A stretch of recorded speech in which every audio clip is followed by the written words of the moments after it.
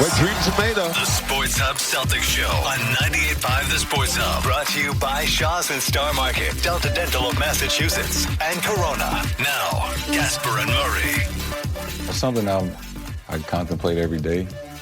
More so about, the team, if or when I do come back this season, like, they would have played 50 some odd games without me, right? So they have an identity this year or things that they've, felt that has clicked for them, and it's been successful, right? Third, second team in the East up to this point. So there is a thought in my head is like, how does that work, or how does that look, with me, integrating myself off an injury and 50, 60 games into a season. Obviously could be some challenges, and it is a thought like, damn, do I come back or should I wait?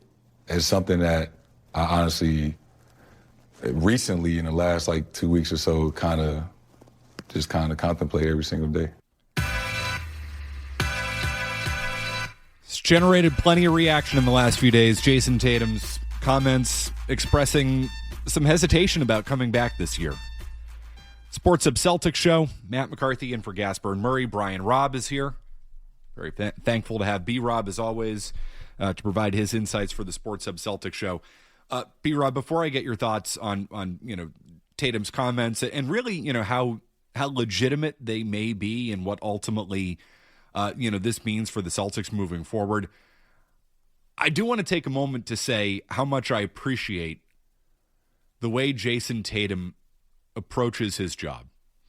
And, in a league where I think your star players are extraordinarily selfish and don't make their teammates better and don't consider their teammates in not only their off-field, off-court actions, but more importantly, their on-court actions. I mean, this is a, league where you get the ball and you keep it.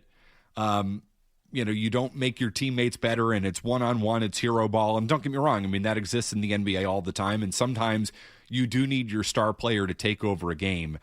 The fact that that you never have to fight that with Jayson Tatum is such a good thing for the Celtics, and it's always been a good thing for the Celtics. It's a double-edged sword. I mean, of course, there are times in the playoffs where you want Tatum to assert himself a little bit more because he is almost always the most talented player on the floor in any game he plays, the vast majority of them.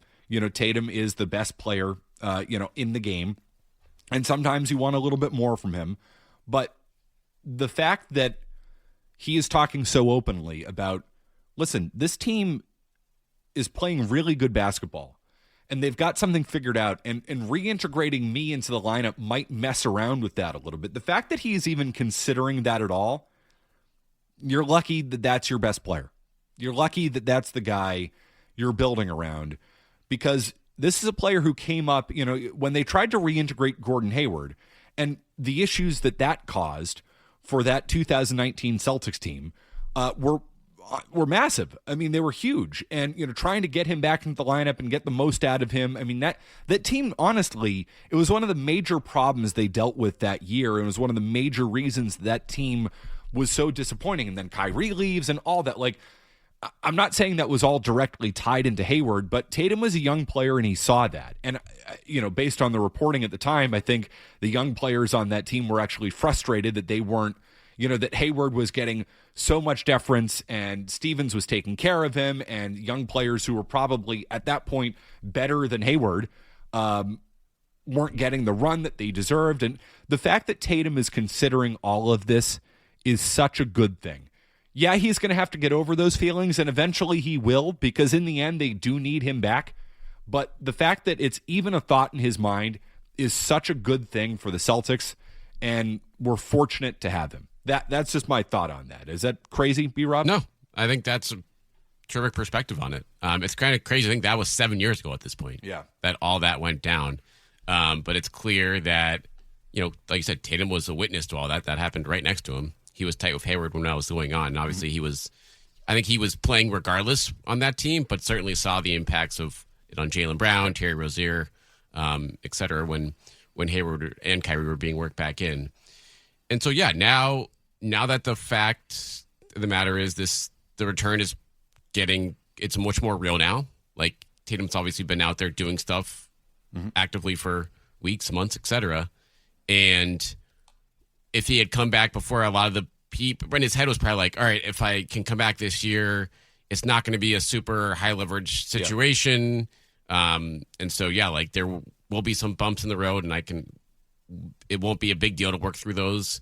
But now, like as you said, this is the number 2 seed in the East, and it's anyone's conference right now. So it's refreshing to hear him just organically talk about that, saying like, yeah, he was worrying about that. But I just think he's at a different, like, he's not Gordon Hayward. He's not Kyrie. Like this, He's Jayson Tatum. Like, he's on a different tier, and this is a different situation now. So I think it's going to be a situation where it's nice he's vocalizing these thoughts, and I think it's pretty clear where his team stands on this situation, because no matter it's this year or the future, like, this team revolves around you, and so they're gonna make it work no matter what. You know who this benefits the most? Jaylen Brown. Because I have been, and it's not that I think, Brown and Tatum have issues. I don't think they do, but it's just the NBA, right? When your best player comes back, everything in the league is revolved around what your best player is doing and what your best player is giving you. That's just the way the NBA works. Jaylen Brown obviously has had a great year, and he has undeniably bolstered his reputation around the league. He can be that guy. I mean, Jaylen Brown has led this team, despite their issues, to the number 2 seed in the Eastern Conference. Now, the East is weak. I think we'd all, acknowledge that. But again, you can only play who you play, and Jaylen Brown has gone out and has, frankly, accomplished the mission. Prove that you can be a number 1, lead this team, to a, really competitive spot. And that's exactly what he's done. The fact that Tatum now is coming out and expressing these concerns, expressing these reservations, doesn't that, to me, I just think that helps Jaylen Brown even more so. I think the message from Jayson Tatum, and he's not saying it out loud, but I think the message incidentally here is, when I come back, this is still Jaylen Brown's team for the interim, for the moment, while I get integrated into this. And I think that's good for Brown, and I think it's good for the overall operation. Yeah, and I think Tatum, as he's probably going through his recovery, as anyone, like, his timetable is still way ahead of where anyone thought it would be. And so 9 to 10 months coming back from he is probably not doing, I would guess, like what he would want to be doing for, like, anyone would be in this position. So that coming to terms with that is a big part of it, and coming to terms, okay, can I be not a role player when I come back, but okay, being, dealing with minutes limits, whatever other limitations they put on, like, to be himself and to be okay again with Jaylen Brown running the show and me being side guard. So the fact that he's talking about this, I think, is a great sign, like you said, McCarthy, that he is very much aware of the situation he's coming into that and does not want to disrupt it as the team works him back in. But it's also might just be a reality of being like, okay, am I going to trust my body enough to be able to handle this and be able to handle not just the physical part of it, but mental, like being a different part of this team than he has been for years now. I want to get into whether or not Tatum's return actually will disrupt it. It's one thing to think about it. It's one thing to worry about it. The question is, will that happen? 617-779-0985, and how should the Celtics manage his return, especially coming off these comments this week? Matt McCarthy in for Gasper and Murray will continue on the Sports Hub Celtics show. The Sports Hub Celtics show continues after these. Well, I will say Jaylen Brown is always going to be the first to point out the sacrifices he's made. And in his defense, he has made some sacrifices. Yes, he can be a number 1 player in this league. He has proven that. I mean, if there was any doubt about it coming into this year, he has alleviated those doubts. The Celtics are the 2nd seed in the Eastern Conference. They've done it without Jayson Tatum. They've done it without anywhere near the roster they had last year, and Jaylen Brown has led them there, and he's proven that. So the question is, how does it ultimately work when Jayson Tatum comes back? And I think it's a good thing that Tatum is expressing reservations about and a little bit of concern about what this is like when it comes back. They're playing good basketball, and now they're going to have to spend part of their time reintegrating Tatum into the lineup, and those things can get messy. So, B-Rob, do you think Tatum coming back will hurt the Celtics in any way before it gets better?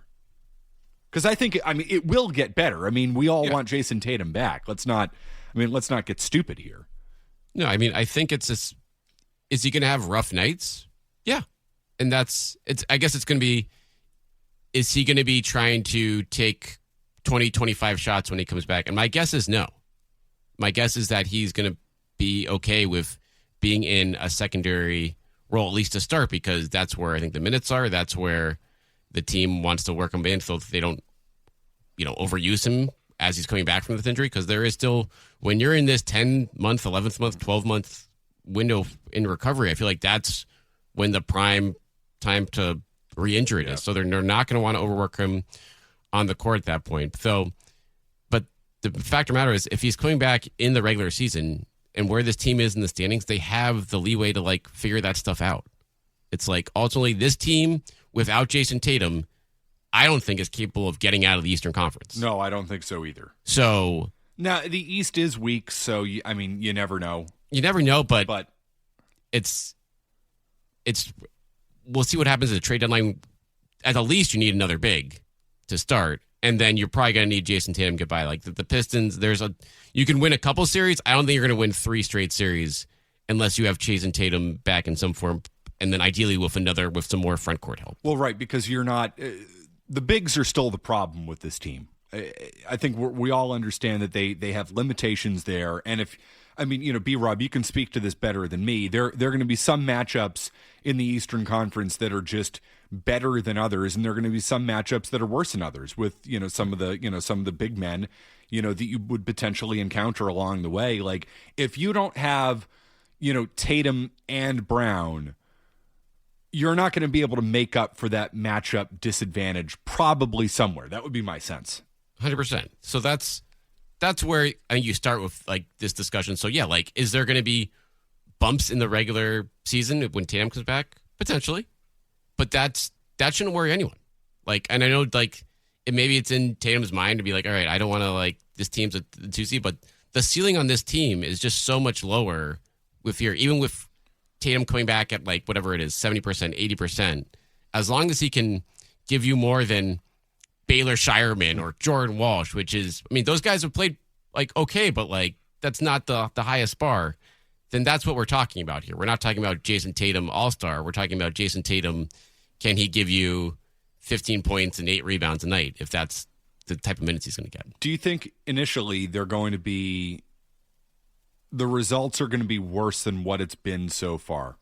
Obviously the number 2 seed in the Eastern Conference, they're playing really good basketball.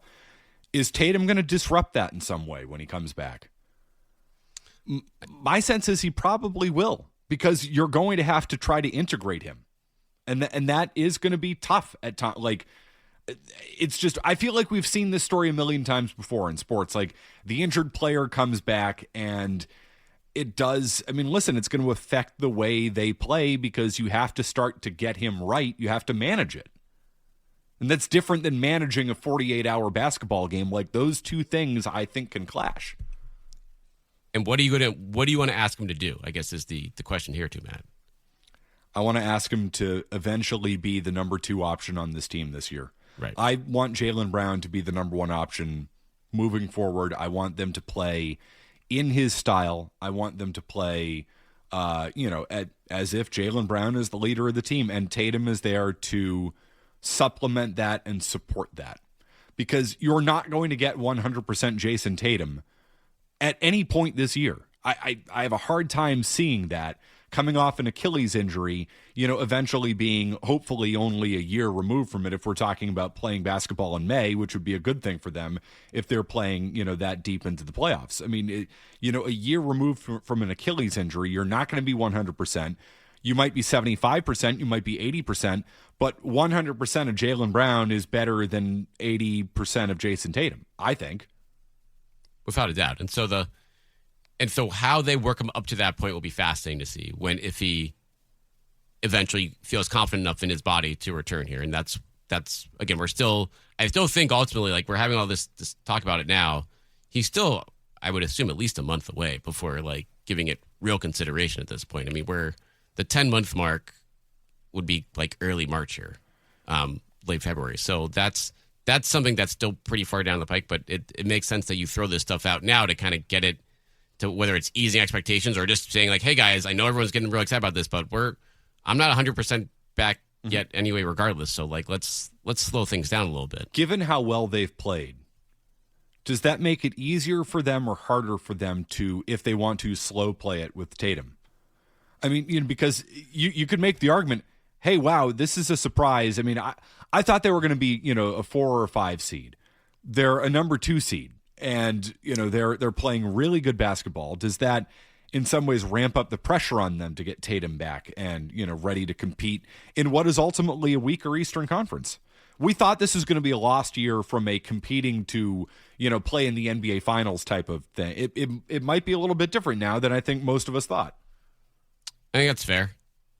I do think there is, from an integration standpoint, you want him out there for regular season games before the playoffs. Like you can't slow play it too much where you're throwing him in after 5 games in a first round series. That's asking too much for him, and so that might be part of the calculus here too. Like, but they're also, I think, have the leeway of the fact that they are comfortably in the playoffs right now. Like they're still only a game or 2 games above the 5 seed, so it's like it's not like they're a clear cut number 2. But you're very much a playoff team.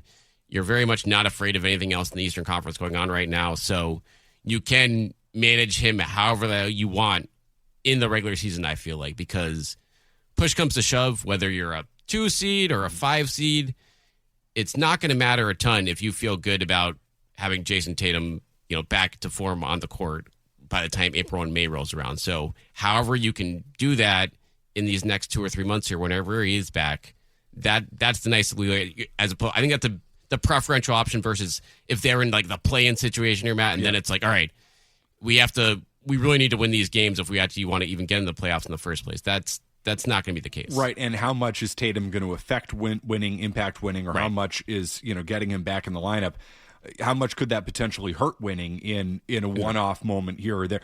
Listen, along the way, they might lose a game or 2 because they're trying to get Jayson Tatum back in the lineup. Like, I don't think and I love the fact that he's talking about that, because it is true. It is important. Like, the way they're winning these games, they've gotten a lot of, hustle, effort, grit from the Baylor Shiremans, the Jordan Walshes of the world, the Ugo Gonzalez's. So if you bring Jayson Tatum back into it and, he's taking some of those minutes away, it's in a short sample size, you might get something a little bit more in a moment from a healthy player compared to a guy, granted, a top 10, top 5 player in the world, who's trying to, figure it out. You might get a little bit more in a short burst from Ugo Gonzalez, diving for a loose ball compared to Jayson Tatum maybe being a little hesitant to dive for a loose ball, as we all would want him to be, by the way, coming off an injury.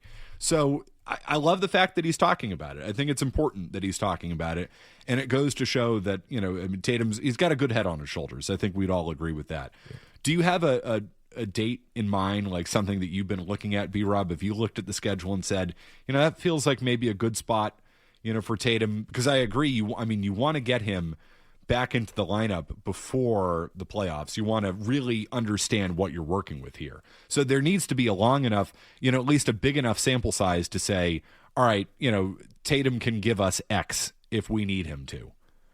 Yeah, so looking at the calendar and just where his timeline was, initial goals before even these comments, they have 2 home games at the beginning of March versus the Hornets, versus the Mavericks. He's talked about how he's wanted if he does return this season, he wants it to be at home. Yeah.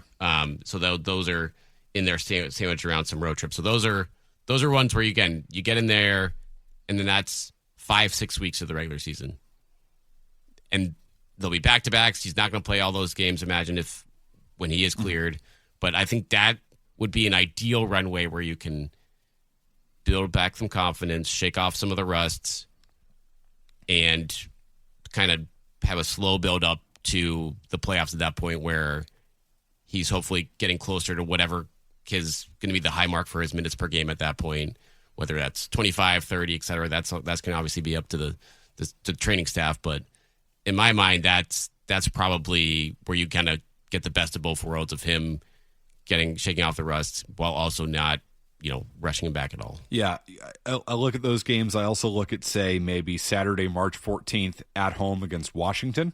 Nice. Won't be too much defensive intensity in that game. No, that feels easy. It's coming off of a 3-game road trip.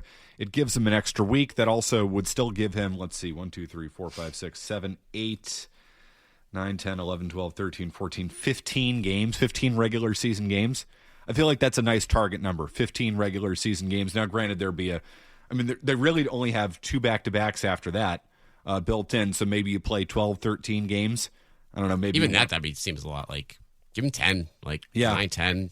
Like, really give him 2 days off in between days. That stuff, they've been so healthy this year, McCarthy. I know. And now they have all this built-in wing depth where it's like they can just, all right, what's the ideal plan here to maximize Tatum physically, because we have all these reinforcements here. Again, pending the trade deadline in a few days, we'll see who's still around at that point as far as their depth goes. But they are in a surprisingly good spot at the wings position to give Tatum whatever rest he needs whenever he does come back. 617-779-0985. Do want to get into what the Celtics did last night without Jaylen Brown. Good night for Peyton Pritchard. Also want to get into a quick news item coming around the NBA. B-Rob, these drugs are getting worse. The drugs, they're not helping these guys. We got to get to the bottom of this. Somebody has taken PEDs and performance was not enhanced. We'll do that next. It's McCarthy in for Gasper and Murray. You're listening to the 98.5 The Sports Hub Celtics Show. The win last night, no Jaylen Brown, no problem for them. 29 points for Peyton Pritchard, and they just keep on rolling. And what does it ultimately mean when Jayson Tatum comes back for this team? 617-779-0985. To you we go. How about Pat and Mattapoisett? What's up, Pat? Hey, guys. I just wanted to say that I completely disagree with you about the comments from Tatum or Brown being good news for this team. I think they're a real bad sign. I draw a comparison between Bird and McHale. McHale would have been a 1 on just about any other team in the league. And if we had Bird out like that, we were waiting for him to come back, number one, McHale wouldn't be talking about how he was underappreciated and everything else. He'd be saying he can't wait to get Larry back. And Bird would be chomping at the bit to get out there. He might let other people talk about how, they need to be careful, but there's no way they would have been holding him back or he would have been talking about being careful returning. I just think for both of them, it's not a good look. Yeah, I can't fight who Brown and Tatum are. And maybe it's just coming from, that's a point of acceptance, for me, is like, I'm not expecting Jayson Tatum to be Larry Bird. He's not wired that way. Different era. And totally different era. B-Rob, couldn't be more spot on about that. This is not the NBA of the 1980s. This is the NBA of 2026. And you know what? In a league where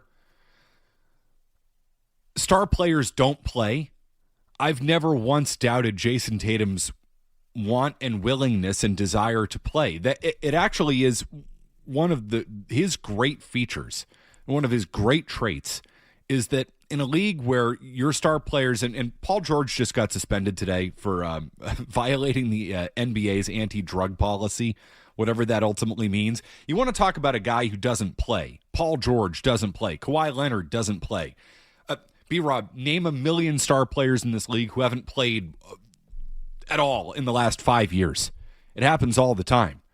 Tatum's not one of those guys. Never has been. So the fact that he's expressing some type of reservation, it's not because he doesn't want to be out there. He wants to be out there, but he's looking at a team that's playing well and he's saying, what is my return going to do for this team? And how is it going to affect this team? And I don't know. I don't want to fight that because it's not like he's not a competitive guy. He is. This is just the way he's always approached it. And I don't want to like pretend that Jayson Tatum is somebody that he isn't. So embrace it. Embrace who you are. I think it's a good thing for them. I do. Just refreshing awareness, I think. And ultimately, push comes to shove, this is just I fully expect him to be back. Like, I don't think him worrying about the team, that's not going to be a factor at all when he's actually ready to come back. It's all going to be like, is he feel confident in his body? Does he obviously get clearance, and does he feel good? That's what it's going to come down to. If all those things are done, he's going to play. Look at his track record, as you said, McCarthy. Like, he will be out there, but the fact that he's not saying, I'm going to come back and then I want my 30 shots a game and who cares about anyone else? Yeah, like, of course you don't want to hear that. So it's just, it's unusual to get that kind of acknowledgement from a player of his caliber, a top 5, top 10 player in the league. Yeah, and this is a guy, too, who, I mean, he plays on random Tuesday nights in Charlotte because, well, it's my only trip here, and there's a kid who's in the crowd who wants to see, like, and I don't want to overrate that with Jayson Tatum, but it just doesn't exist around the NBA. You know, in a league where star players don't play, he plays. And I can't also fight who Jaylen Brown is either. I mean, Jaylen Brown consistently talks about how he's disrespected and the sacrifices he makes. So the fact that, let's be honest, the indication is it probably will still be Jaylen Brown's team in the interim when Jayson Tatum comes back. Is that good for Jaylen Brown? I don't know. I think this helps keep both of them copacetic for a while, which is the number one key. You have to keep both Brown and Tatum happy and comfortable enough so that one of them doesn't bolt. That's the NBA. It's the way it is. I think this benefits them. I do. How about Dave in Shrewsbury? Hey, Dave. Hey, how you doing? Can you hear me? Yeah, we got you. All right. I just want to talk about Jordan Walsh. Kind of wondering what you think his ceiling is. I personally would like to see him playing a little bit more. I think he's an elite defender. I look at a guy like OG Anunoby, and maybe that kind of best case scenario for him. But you know, he definitely has an elite skill set. And I guess I like Shireman. I think he's a great player, but I really wouldn't mind seeing a lot more of those minutes going to Walsh, even when Tatum returns.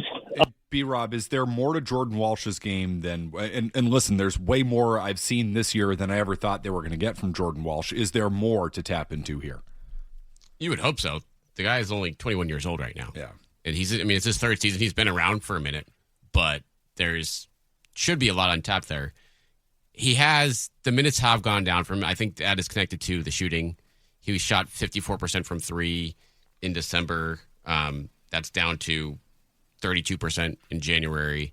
And so that's why I think you see Shireman, Gonzalez, like those guys are to have the edge for minutes for him right now because he doesn't, if he's not hitting threes, he doesn't present the offensive upside. But I love his rebounding. Mm-hmm. I think defensively he is much better upside than Shireman. And so it'll be fascinating to see McCarthy. Like this week, they're gonna try to get another big man in here. Yeah. They have this Simons contract. They have some picks, but you have potentially, like, if you want to get a really good guy, you might have to dangle one of these younger wings. And you wonder if Walsh or Shireman, one of those guys might be out the door potentially in a trade because Tatum is coming back anyway. And so one of these guys, if not more of these guys, are going to get buried once Tatum is back on the court anyway. I love Walsh's energy. I love the defense. I love the rebounding. I just don't know. And listen, the shooting, what you saw, the shooting you saw earlier this year is something I never thought you'd see from Jordan Walsh. So stunning. I need to acknowledge that maybe there's more there offensively than perhaps I ever thought. I just worry though, B-Rob, about guys who have had a history of not shooting. Particularly in this day and age in the NBA, it's like, I know you say there's this attitude now that like you can teach anybody how to shoot. I still don't know if I truly buy into that. There's some guys like Lou Dort, I think is a perfect example in OKC. He went undrafted, defense first guys, but his jump shot was totally broken. Now he's shooting 40% from 3 on high volume for the Thunder. Is he still a great shooter? People, you can argue that he's getting incredible looks because of SGA. So can Jordan Walsh turn into that type of guy 3, 4, 5 years down the line? That's the question the front office has to ask. So if you can get an impact big man, I'd do it. I'd do it for Walsh because of the glut they have at the wing. Yeah. Now again, you'd have to give me the name, B-Rob. I'm not giving him away for nothing. But for a team that I still don't know how you're going to find the big man. Because even, that's a hard thing to find in the draft, too. I mean, they haven't, quite found that. So if there's an established NBA big man who's going to play a role for you, I'll probably take that over a wing at this point. I would, just because those guys are still the hardest to find in this league. I feel like you can find somebody who can help you on the wing anywhere. Am I wrong about that? But like finding a big man still, especially who can play in this day and age in the NBA, where it is so spread out, but you also need somebody to give you rim protection. I don't know if you can find. I'll take the big man over the wing any day, just because the wing feels like a dime a dozen. And particularly on this team, when you have Tatum, you have Brown. So wings, when push comes to shove, like they're going to be playing 15, 20 minutes a night tops. Kata has been fantastic at center. Like even if you get a good big, he might be coming off the bench as opposed to starting because he's been that good. But regardless, like for this team to be relying on Luka Garza for 20 minutes a night in the playoffs, like I don't think that's a realistic proposition for a contender. He could help you in spot minutes, but you certainly want another option there for Joe Mazzulla. So you want to go that route. How about Jason and Derry? Hey, Jason. I have a theory on what precipitated this response from Tatum. As you mentioned, Matt, like the kid's an absolute gym rat. Off season, rehab, practice games. He doesn't want to miss. He doesn't want to miss anything. It's awesome. If you take the team at their word, they said it's not a physical setback, nothing to do with the Achilles. So say after practice one day, Tatum's wrapping up rehab, and Jalen come over doing his thing and start talking about timeline and scheduling. And then, what if Jalen half kidding, half not kidding, throw out something like, you realize when you come back, you're not the right shotgun. And I think there's an ego thing that Tatum's pushing back that way, posturing, but there's no way he's going to miss any time. That kid's all about playing. Yeah, I just think Jayson Tatum, in regards to NBA superstar, is about as egoless as you get. And I'm not saying he doesn't have an ego, because he does, because he's an star player in the league, but in comparison to everybody else, I think it's one of his great strengths. I mean, we criticize Jayson Tatum all the time. It's like, Tatum defers too much. He's too much of a passenger. Well, yeah, I mean, but I would also say his assist numbers in the playoffs are really good. Like, he does find ways to make players around him better, even when his offensive game, even when his shot is not necessarily falling. And like that, I mean, again, there's a double-edged sword to that. Sometimes you want Tatum to take control of the game because he's the most talented player on the floor. Other times he's making players better around him. He makes the right basketball play far more often than not. And you can't say that about everybody in his spot in the league. So many guys are volume scorers and they want the ball. Like, maybe the knock on Tatum is he doesn't want the ball enough. But, the turnaround on that is he makes everybody else better. I don't think this is an ego thing. I don't. I think this is actually where Tatum's, again, lack of ego by NBA standards actually helps this team. 617-779-0985. We will wrap up the Sports Hub Celtics show next. We'll get back into the Patriots, obviously getting ready for Super Bowl 60, the Drake May shoulder injury, Bill Belichick. We haven't hit on that. We haven't hit on the game enough, too. I want to hit on more of the game as we get into Super Bowl week. A lot to get to. It's McCarthy in for Gasper and Murray. This is the Sports Hub Celtics show. Wrapping up the Sports Hub Celtics show. Matt McCarthy in for Gasper and Murray. Brian Robb is here. See you on the lines. We'll get to you. We'll take care of you. But NBA trading deadline set for Thursday. Celtics obviously need a big man. B-Rob, what's your sense as to what's going to come in the next few days here for the Celtics? I think they're going to be active. And to be honest, Matt, like this, some years you make a move, you might not make a move, you see what's out there. But in my opinion, for this trade deadline, for where this team is, like they need to do something one way or another. If you don't believe in this team, or if you think Tatum actually might not return, then you take a step back potentially. You maybe not get out of the tax, but set yourself up more for the next year or two now when you have the flexibility of the Simons contract and some guys who might have showing good upside on some of your younger wings. Like maybe you get a good offer or two for someone like that. But if you do believe in this team, you look at the Eastern Conference and you see Tatum's comments, you see him going back, get aggressive, get there now, because this is the Eastern Conference. Might not be this level of weak again. If Giannis goes to one of these teams in the offseason, they could turn into a powerhouse quickly. And so you kind of have, obviously, you're not going to be a favorite to get out of the East no matter what you do. But if you get a legitimate big in here and maybe make one other depth move with your pieces and just kind of reconfigure the roster a little bit more, you're giving yourself a reasonable shot against anyone in the Eastern Conference. And so, in my opinion, like, you look at that, you can't just punt away this year because we've seen enough of this team now to think that they are at least legitimate to some degree. How does the Giannis situation hang over all of this? It's a big one. The good news for the Celtics, I feel like, is if he gets moved this year, I feel like it's going to be to like a Western Conference team.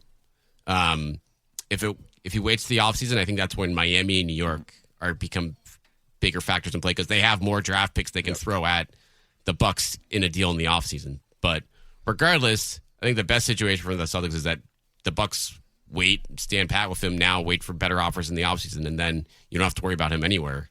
And that way, it's a pretty level playing field in the Eastern Conference at that point. Joe in Brockton, I want to sneak you in quick before we get back to the Pats. Hey, Joe. Hello. Hello. Hello. Hello. Hello. Hi. Am I on? Yes. Okay. So I have a point of view. Okay, Tatum wants to sit out. This is what he's saying because he doesn't know about maybe, he messes it up. How about the owners paying him the money? He's getting paid this whole time, and he's getting paid to sit out every day. Does he have the right to say, I don't want to come back because I want to mess the team up? Because if he does, I don't think he should get paid. Okay. All right. Can't say I went there. Can't say I thought about that. But, listen, this is the NBA, man. Everybody gets paid. How much has Paul George made in his career to not play? Probably close to $300 million. I'll have to look that up. I mean, it's just absurd. I don't question Jayson Tatum's competitiveness one bit. There are a lot of guys in the league I question their competitiveness, not Jayson Tatum. He wants to play. He wants to play basketball. The only reason he won't play, McCarthy, I feel like push comes to shove, is like he doesn't feel right yet. Like he's not confident in his body, which is a totally reasonable thing to happen given the timetable of everything going on here right now. In the end, Tatum's not going to. It's not like he's going to sit out because he's worried about what's going to happen with the team. I'm not saying he shouldn't feel that way, but you know what's going to happen if he expresses that reservation? The team's going to sit him down and they're going to say, Jayson, we need you. And you know what's going to happen? And if they say that, he'll come back. So if it really gets to that point where he actually is legitimately nervous about it and he's worried about it, the team's going to sit him down, they're going to reassure him, and he's going to play. You are totally right, B-Rob. The only reason he doesn't return is if he's worried about himself physically. And if he has any form of reservation about that, they'll back off, as they should. And nobody's going to sit around and say Jayson Tatum shouldn't get paid while he's trying to come back from an Achilles injury in 9 months. If anything, the Celtics, certainly before season, they would probably take all the time. You're a $300 million investment. You are our future. And so if you have any reservations, shut it down entirely this year because we are worried about the next 4 or 5 years as much, if not more, than we are for this year. Yeah, no, it's not like he's an hourly worker. It's a $300 million investment in everything he means for the team moving forward, the brand. Jayson Tatum means more to the Celtics, even off the court and without playing, than just about anybody else out there. 90 seconds, no commercials. We'll get a quick update here, then back to the Patriots. We have not gotten into the Bill Belichick stuff today. Do want to get into that. Want to get into the game as well coming up in this hour. It's Gasper and Murray. Big Jim is he's off to San Francisco like everybody else. Gasper is sitting on the side of a road somewhere with a flat tire. So that's not good for him. If you see him, give him a wave. Say, that sucks. Because it does. Nothing worse. Nothing worse than a flat tire. You change a tire, B-Rob? A couple times successfully. It's taken way too long, though. A couple of times. What you're implying there is many